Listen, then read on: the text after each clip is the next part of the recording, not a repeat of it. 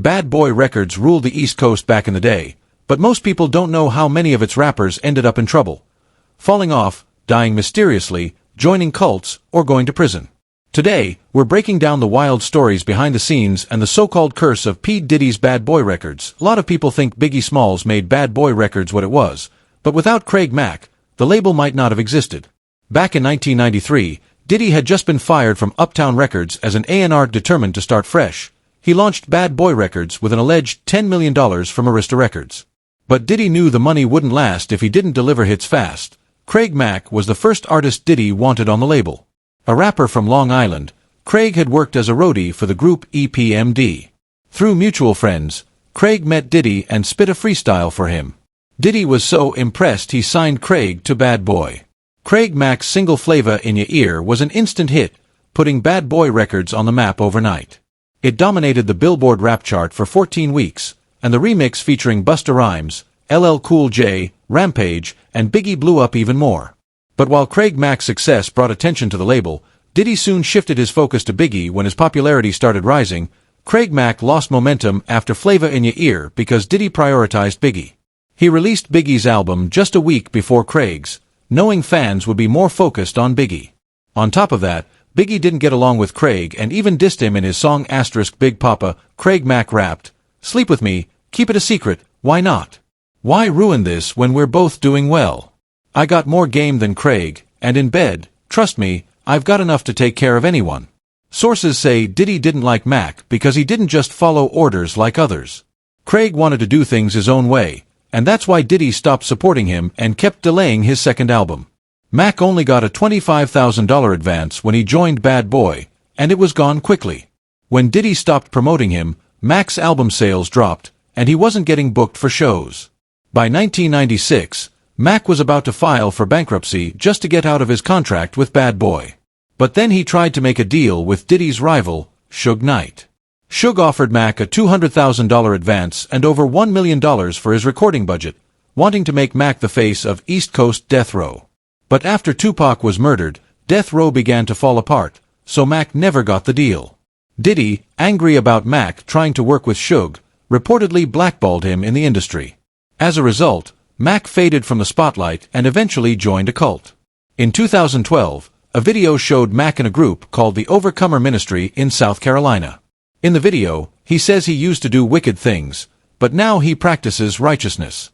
The cult was led by a man named Brother Stare, who had been convicted of assault, battery, and child abuse. Fans were shocked to see Craig Mack involved in something so extreme. Craig Mack's story took a tragic turn that some blame on Diddy. After Diddy allegedly sabotaged Mack's career, sources say Mack became deeply depressed and almost committed a serious crime against someone he had a shady record deal with. Before carrying out the act, Mack reportedly heard a preacher named Brother Stare on the radio, which led him to move his family to South Carolina and join the Overcomer Ministry, a controversial cult. Mack tragically passed away in 2018. Reports claim he was diagnosed with HIV/AIDS but refused treatment, influenced by the cult's distrust of doctors. Brother Stare, who led the cult, had a criminal history and discouraged members from seeking medical care. At least 3 other cult members reportedly died for the same reason. Some believe that if Diddy hadn't sidelined Mack's career, he might never have ended up in such a dire situation, but Craig Mack wasn't the only artist whose career allegedly suffered under Diddy. In 1998, Shine, a promising rapper from Brooklyn, signed a 7-figure deal with Bad Boy Records after impressing DJ Clark Kent. Diddy saw potential in Shine, whose flow reminded many of Biggie, and quickly put him in the spotlight. Shine's rising career took a dramatic turn on December 27, 1999, during a club outing with Diddy and Jennifer Lopez. Rumors claim Lo smuggled a gun into the club for Diddy. A fight broke out after Diddy supposedly spilled a drink on a man named Scar, leading to an argument.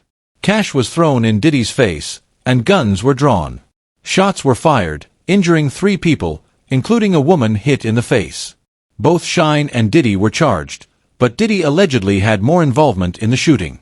Shine maintained he fired into the air and didn't hit anyone.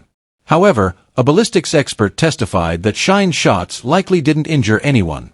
Despite this, Shine received a 10-year prison sentence, while Diddy walked free, avoiding conviction. Many believe Diddy's influence and legal team played a significant role in the outcome. Diddy and Shine had different lawyers during their trial, and many believe Diddy's legal team worked to shift the blame onto Shine. Diddy hired the high-profile Johnny Cochran, best known for defending O.J. Simpson, while Shine, as a newcomer, didn't have the resources to match. Witnesses allegedly testified in Diddy's favor, making it seem like Shine was responsible for the shooting. While Diddy walked free, Shine received a 10-year sentence, even though he hadn't even released his first official single by then. He had no way to fight back against Diddy's influence.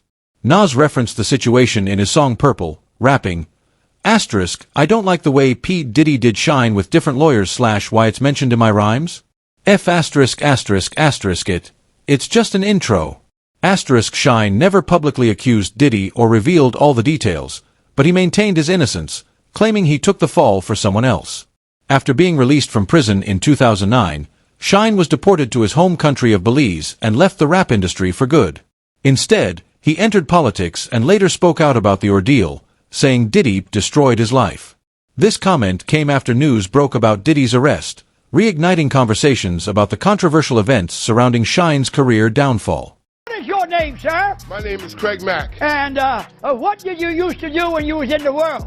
Wickedness. Okay. And what are you doing now? Righteousness. Whoa, hallelujah. Oh, my God. Shine and Craig Mack's careers were ruined by Diddy, but Madolari chose to leave the rap game on his own while at the top of his career.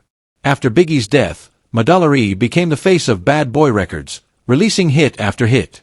His debut album in 1997 went quadruple platinum, solidifying his place in the industry.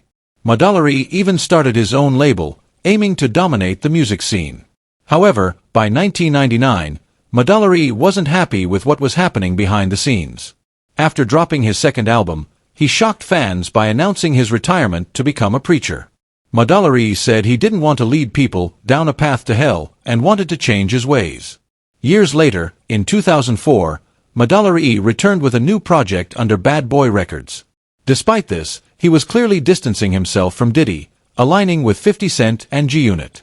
Diddy, however, allegedly blocked Madolari from releasing an album on 50's label, maintaining control over his career.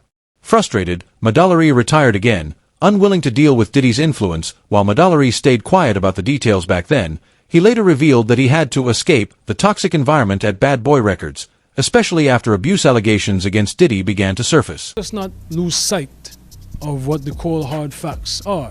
This was not someone who I vacationed with and who he and I enjoyed this great intimate relationship of brotherhood. This is someone who destroyed my life. Madolari later revealed that during his time at Bad Boy, he wrote much of the music Diddy took credit for.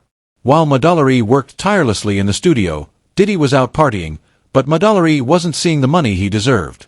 Diddy also kept Madolari in a supporting role, never letting him rise beyond being his hype man. Frustrated and feeling stuck, Madolari left the industry altogether to escape Diddy's control. After Madolari's first retirement, many thought Black Rob would become the new face of Bad Boy Records. His hit song Whoa was a massive success, but his career quickly derailed. Reports claim Diddy didn't support him after his second album in 2005 underperformed. Left without options, Black Rob allegedly turned to robbery to make ends meet. In 2006, he was sentenced to 7 years in prison for possession of stolen jewelry. When Black Rob was released, he tried to revive his music career but got no support from Diddy. This led to Black Rob becoming homeless. By 2020 to 2021, fans started a GoFundMe to help him with medical expenses after he suffered 4 strokes. Many felt Diddy should have stepped in, but he remained silent. Tragically, Black Rob passed away from a heart attack on April 17, 2021. Another Bad Boy artist, Jeeb Depp, also faced struggles. He signed a $350,000 deal in 1998 for 5 albums, but Diddy allegedly only released 1 under the label, leaving Jeeb Depp's career to stall.